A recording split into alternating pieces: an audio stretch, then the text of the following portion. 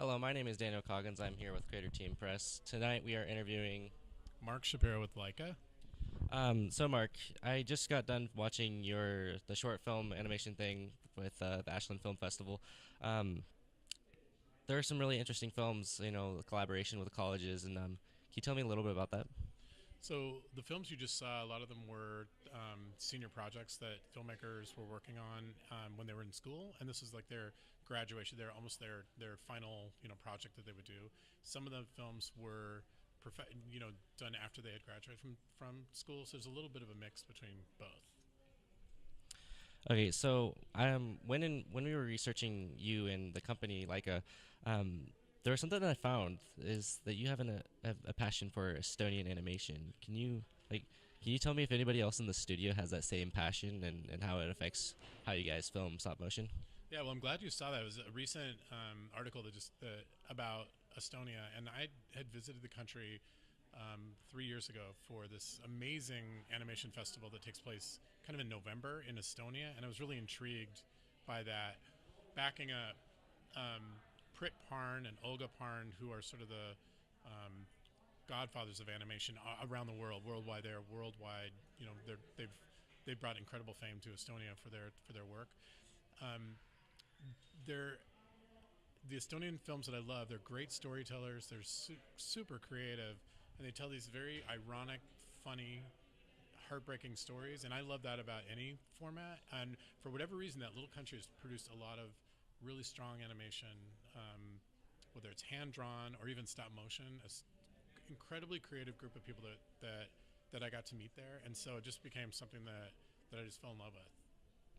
So, does the Estonian animation influence the stop motion that you guys do in the studio? I think that they have their own style, which is really unique. And if you'd seen, there's a movie called Lisa Lemonade, which is a full length feature stop motion film. It's very different than a Leica film, but still is stop motion. So there's no crossover between the two techniques because they're different filmmakers working. But I think a lot of people are fans of what's going on there. So, also another thing that I found when I was researching you guys is that Leica actually it translates from Russian to Little Barker. Can you tell me a little bit about that? Yeah, that's another great pull. So Leica meaning little barker. The idea behind the name was that the word Leica is like a dog that's barking, and almost like something like a sound from an unexpected place. Like we make a lot of noise from Portland, the where we are in Hillsborough. It's a unique environment where we're making our films. We're not in the traditional animation markets, in California or other cities.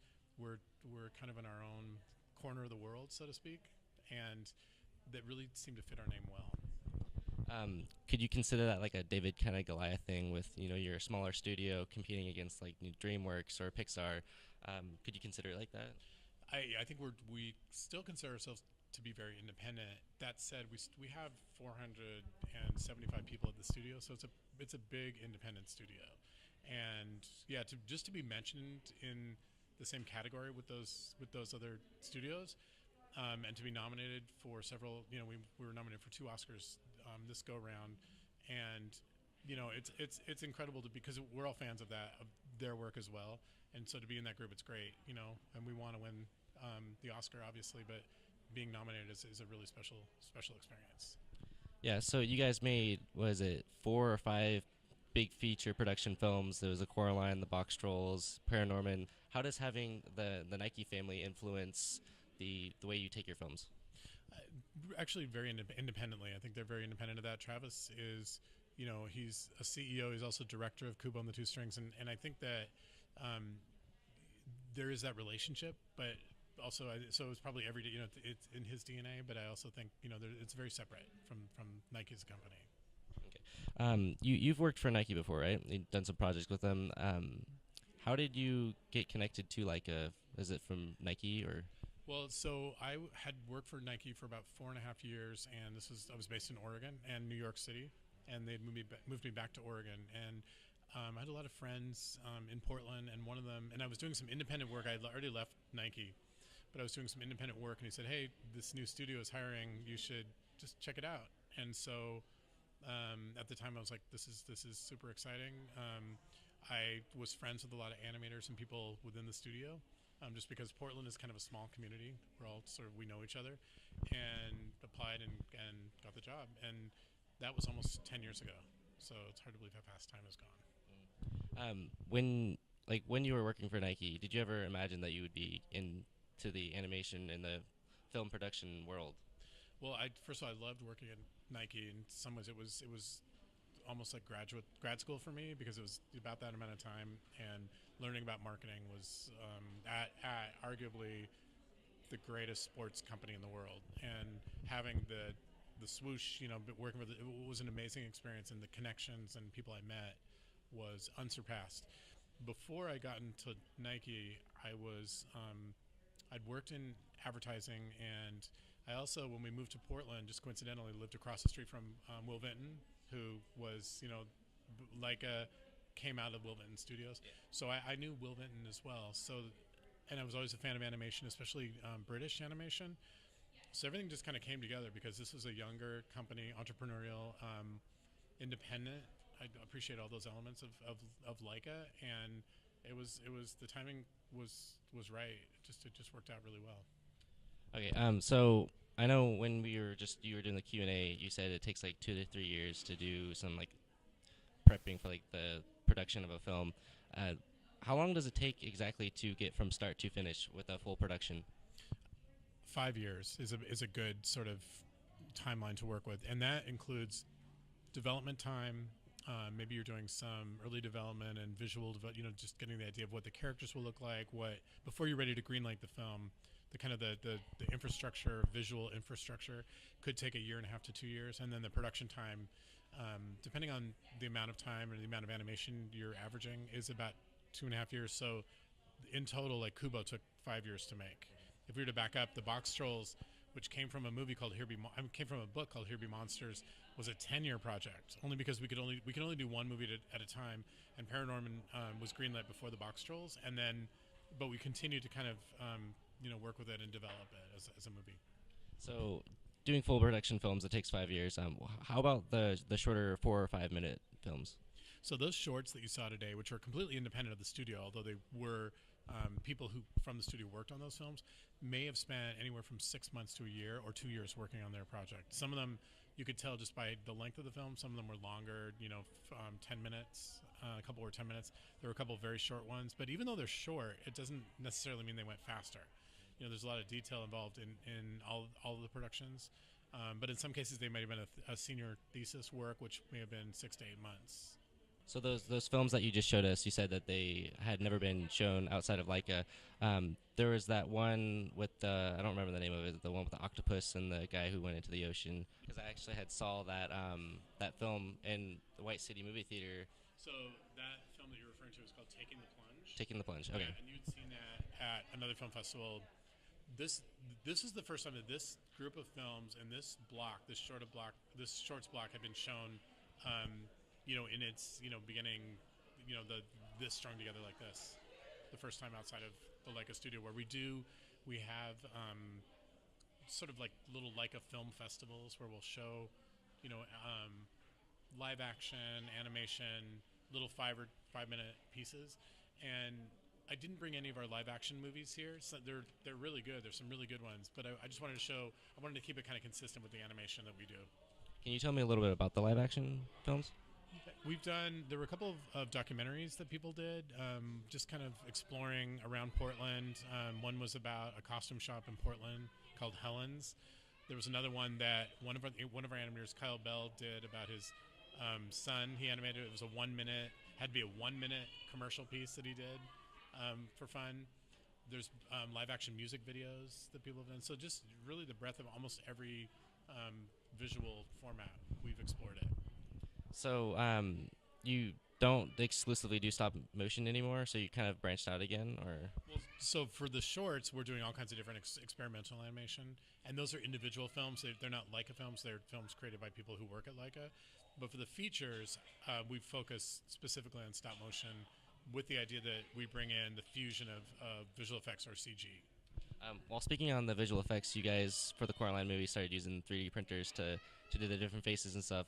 Can you tell me more about that? Yeah. So 3D printing is very interesting. When we're when a character is speaking, and it's a main character, and you see like in Coraline or ParaNorman or the box trolls, and there's movement of the face, it's actually being replaced one frame at a time. So if a person is talking and he has 1 second of dialogue, that could be 24 different face changes or more, because we're doing animating on ones, which means 24 frames per second. So if a character is talking for 1 second, that's you put on the face, take a picture, take that face off, put on the next face, take another picture. You could go from a frown to a smile or something, in between, and that would be, that could take. Animators can average about maybe 3 seconds a week animating total, 3 seconds in a week.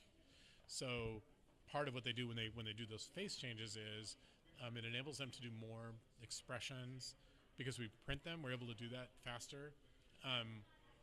And so that's kind of the process. And they're printed, they're first designed in computer, like they're literally like sketched on the computer, almost like they're creating a face on the computer. And then it's printed, and instead of printing on a flat piece of paper, it's printed with resin or powder to create and fill out that face, the mask that gets replaced. So you said it took 5 years to film the Coraline movie. How much of that was just preparation, getting the faces digitally formed? I mean, it was getting the faces digitally formed. It was into stop created for the 3D printer. It was developing the production design, like the cars and the trees and the houses and all the characters, the puppets, the costumes, the armatures, which is the skeleton that goes on the inside, and then the pre-production time, where it's our visual effects people and our production design people when they're creating like the worlds. It's all drawn first, and then it's created in 3D to be able to manipulate by hand. But how long did that take? That could take, again, two and a half years or so. So pretty much half of the production was mostly preparation for the 3D printer. Yeah. Well, it's not just 3D printer; it's all the other elements that I explained. So the 3D printing, you can print like a face, like a typical Norman face or a Kubo face, in about an hour or so. They get more complicated as the face gets bigger or has more to the face or whatever. But again, it's all of those elements together: the 3D printing, the armature, the costume design, all those things, and then you have to start with a map. In other words, you start with your script as sort of that's your map to get from point A to point B, and then you go into like storyboarding, just like you would in a live action film, where you're storyboarding things, or you're getting different characters, figuring out what things are going to look like, and that can take a long time. I mean, considering that there's 40,000, 50,000 faces, that would take a long time. Yes. One of the things when I found out about Little Barker, I kind of typed up on Google. I was like, what is this? And I found like this game is about like a dog or something. The Russians sent this dog to space, and I thought that was kind of interesting. Is there any connection between like the dog and this monkey? Oh, I don't know. I don't think there's any connection there. I thought you were going to ask. There is a connection, obviously, between Lieka, which translates to Little Barker, which was the word Lieka means Little Barker, and that's when they sent Lieka into space. Yeah, but not that connection there. Okay. How about like hidden messages within the film? So like, maybe someone could consider the monkey as like experimental kind of like animal abuse, and then also this other film with the cow saying, us cows, we're sensitive and stuff. Do you think that relates to any of the things with like animal cruelty or any other hidden messages? Well, I mean, each one of these films, the director or the writer, whoever's coming up with the concept of the film, brings in a topic that's of interest to them, and I'm sure that weighed heavily on what they were when they were developing the story. So, and that would be up to the individual to figure out where their story will go, and whether like you mentioned, different topics and categories absolutely could be a part of it. I think in that case, like with the monkey, it was like they're testing this monkey to check for intelligence, and you could, by the way, this is my interpretation, Yeah. And I think the idea that when people make movies, it's like when you paint a portrait or any kind of painting or see a play, it's like people have different ideas of what, obviously, but the idea to me was, like you're testing these monkeys and having them do certain things, and then ultimately you leave them alone for 2 seconds, and they were smart enough to figure out a way to get out, which was brilliant. And the other thing to think about with that piece, Ian Whitlock is responsible for it, who's an incredibly talented guy. You have to think about, it was short, right? It was maybe a minute and a half or 2 minutes, but look at it, gave you I gave you just about everything I was just talking about, like in the Q&A. The story arc in 2.5 minutes is a really profoundly difficult thing to do. So someone may look at that movie and go, well, it was short. There wasn't a lot to it. But I think you should, when you're looking at things, when you're analyzing things, it's like, there's a lot that went into something. And even though it's super short, length of a movie doesn't necessarily mean there's more to it. You can create, it's maybe like comparing incredible poetry. Sometimes it's 5 or 6, lines. The poetry can be absolutely brilliant, where a novel doesn't even begin to cover. Do you know what I mean? So brevity, the idea to create something brief, and it works really well in animation because that was done in stop motion. So if you can imagine the way those movements were done, it took a while to make that film. But his story was short, but it was a funny piece, and it was sad, and it gets to the point of what you brought up. It probably was a social commentary. Does Leica as a company, do they kind of include those little hidden messages in your films? So, like Easter eggs, we call them. You should go back and watch our films because that's something I don't want to spoil here. It's fun to find them. They're definitely throughout all of our movies. You can see little Easter eggs. Are they like throughout the entire movie, or is there like kind of more? The little bits and you'll see them. Watch Coraline. Even in the very beginning of Coraline, you can see a few in the very beginning of Coraline if you watch it. Like the first 5 minutes. Yeah, and by the way, sometimes they're ones that you wouldn't necessarily know because they might be the name of someone. You might look at and people, filmmakers do it all the time. They'll license plates they'll have fun with, or the name of a company. Just carefully look at things. Look at the money in Coraline. Look at I just gave you one. Oh, that's okay. But yeah, you can find them. You can also probably research it online and figure out all the different ones that people have found so far. Are there any of those that are related to like animal cruelty or any like political stuff? Not that you're aware of. Okay. Do you here's I just thought of one. When making the films, do you have like any kind of insight that you put into the films, like any like ideas that you put?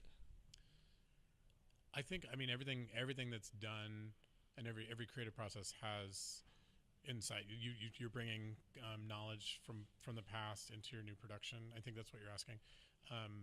So, like the directors, are you asking like what they bring, or the writers what they bring to the movie from past, or? No. I mean, like you specifically when making the stories for anything. Have you ever gave some information, or maybe gave an idea to the producers or the writers? Or Oh, okay. I'm sorry. Insight.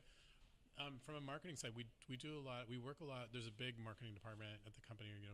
With our distributor and others involved, the agencies and things like that. We all provide insight. I think it's we do a lot of brainstorming and a lot of ways that just like any marketing team would, to come up with the best ways to promote something. For instance, I know that you do the advertising for that.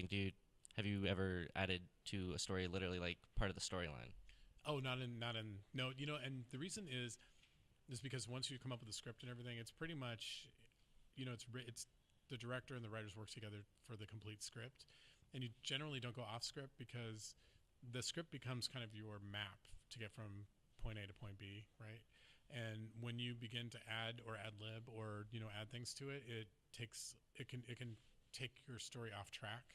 So it's pretty much that thing is sealed, and it is solid, and the script is what you're working with. So actually, and if you think about it, for an animated film, if you are adding dialogue or things like that, that's additional printed faces and a lot of different things that would have to come together to sort of change the scene, and you want things to be really tight and concise and clear. So that's a challenge in itself. When you think about it, if you're working on a movie once the script is done for 2.5 years, how do you keep things fresh? You stick to your script. That's a really important thing to do, because if you don't, you can, like I said before, you could lose.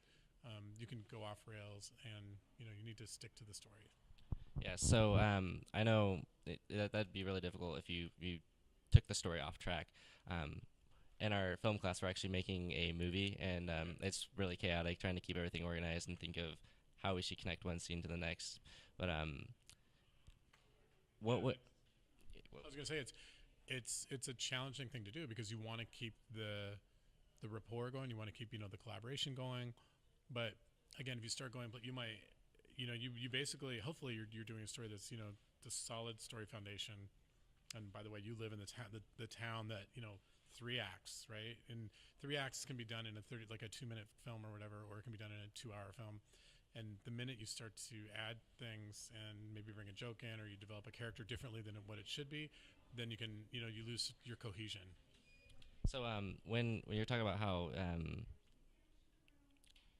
the you add like,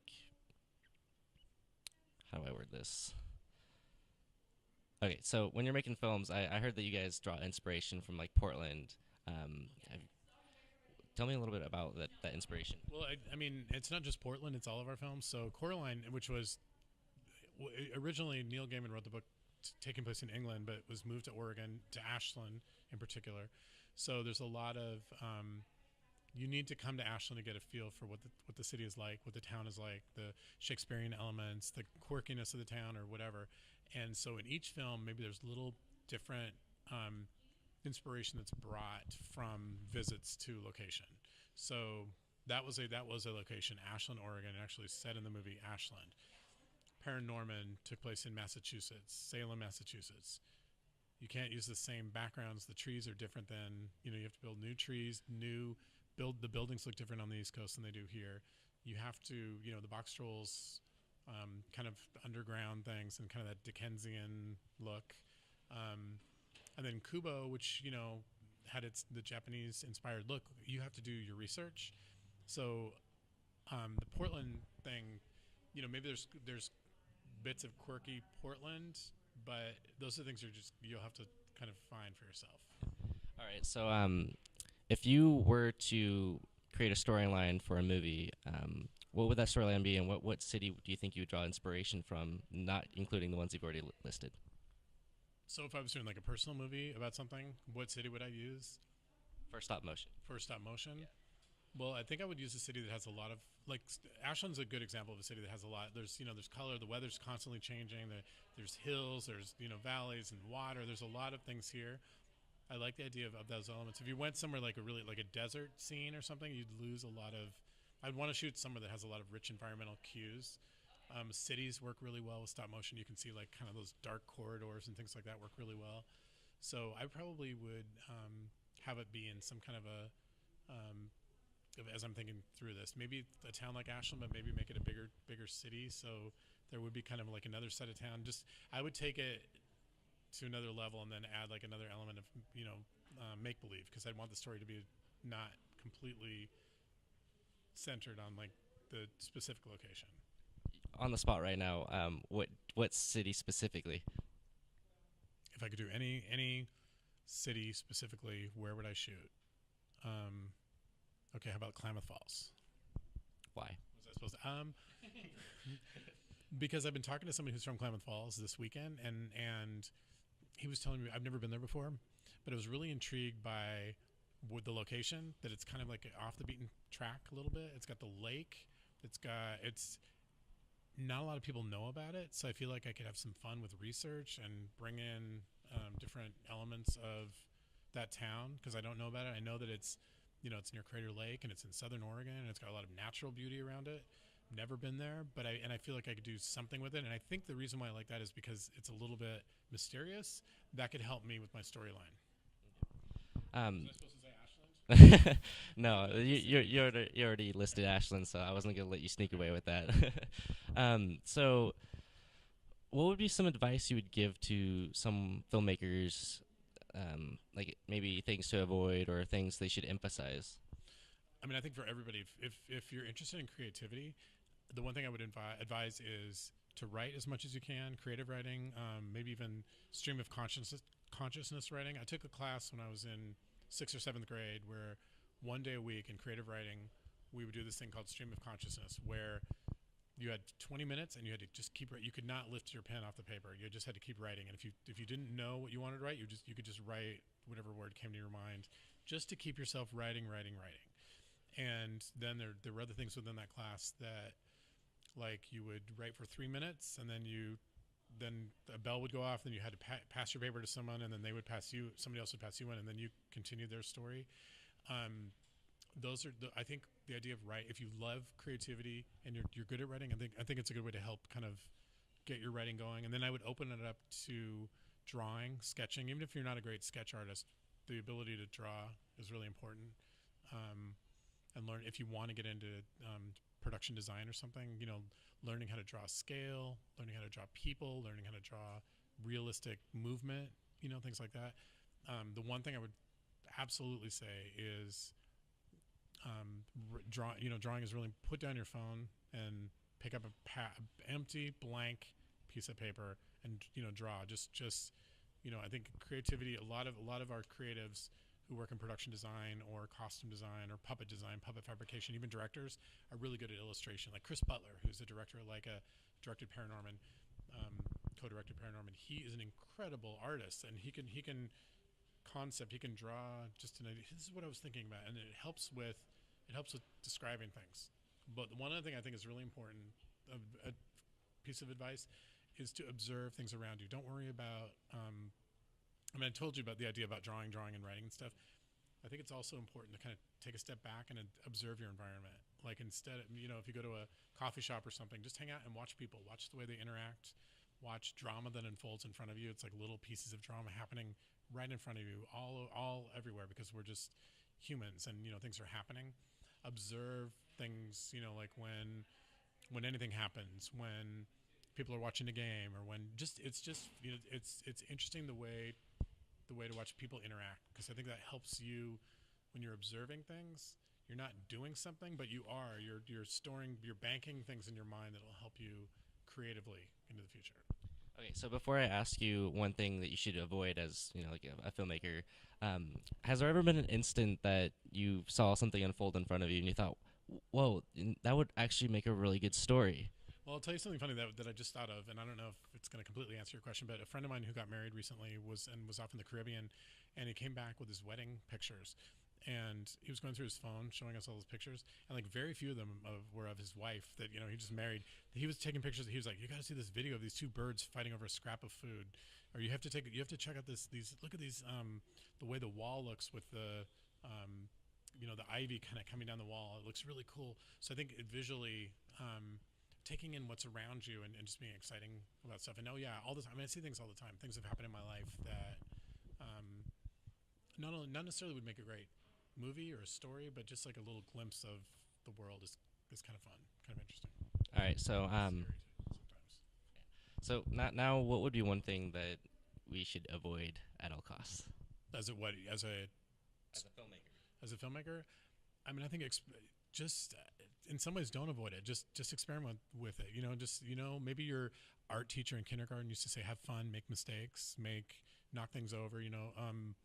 Sometimes the greatest art is created like when you spill something and you're like, wow, just have fun and experiment with things. Don't you don't necessarily need to worry about creating an Oscar-nominated film or an Oscar-winning film when you're in 7th or 8th grade, or when you're in 9th grade. Yeah, no, I'm just kidding.